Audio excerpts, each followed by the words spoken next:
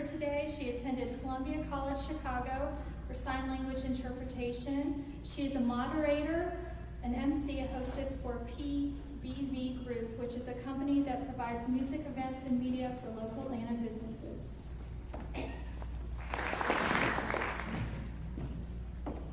Hello. We are so excited to have two wonderful authors here today. The first is Micheal Lee West. Micheal graduated from East Tennessee State University with a nursing degree. Now, that doesn't change anything in terms of her writing. She's been writing since childhood, and she has a great passion, and it has brought us 6 novels, including Crazy Ladies, Consuming Passions, which is a food memoir, and her recent work, Gone with a Handsomer Man. She's here to discuss her passion for writing and food. Please welcome Micheal Lee West.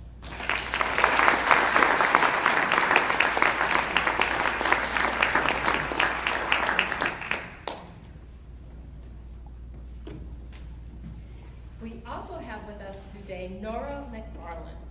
She has an MFA, Master of Fine Arts, from the University of Southern California School of Cinematic Arts. She began her career as the only female TV news photographer in Bakersfield, California, which brings us to Lily Hawkins. She worked for CNN and is a former community relations manager for Barnes & Noble. Hot Shot and Bothered, her current book, is second in her planned trilogy of featuring the protagonist Lily Hawkins. Please welcome Nora McFarland.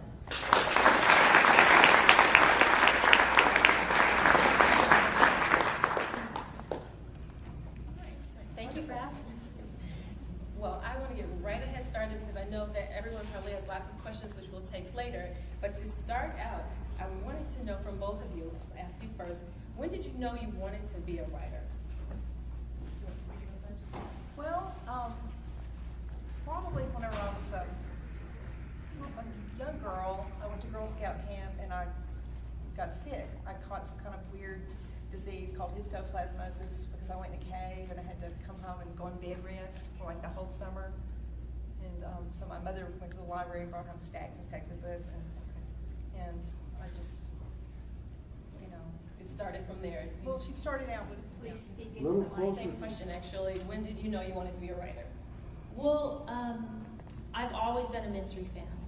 And when I was a teenager and other people were reading middle grade books and things like that, I was reading cozy mysteries, which are kind of like the G-rated mysteries, you know, that would be approved for a teenage girl. And, you know, when you love something, you know, you want to experience in all different ways. You want to, you know, I wanted to read it, but I always wanted to write a mystery too. Even back when I was a teenager, and I would get an idea, and I would think, oh, this is just going to be so good. There's a great mystery, and I would try to write it, and I would fail, and you know, I would give up because it was very hard, and I would just say, well, you know, I'm not a writer. I'm not talented in that way. I can be a fan, but I can't be a writer. And I went on that way even into my 20s. And when I went to grad school for film and television, it was for production. But we had to take screenwriting classes. They were required. And when I started doing that, I loved it. And I started to feel like, you know, I could be a writer, but a screenwriter maybe. And then, you know, when I went to work in Bakersfield, it was great research, and I immediately said, this would be a great mystery. You know, I'm going out to crime scenes, I'm seeing dead bodies, doing all these things that, you know, writers are desperately trying to get access for their research, and here it is, it's my job every day. So I tried again, and I failed again, and I gave up again. And then I went to work at Barnes & Noble, and I met the writers that came into the store.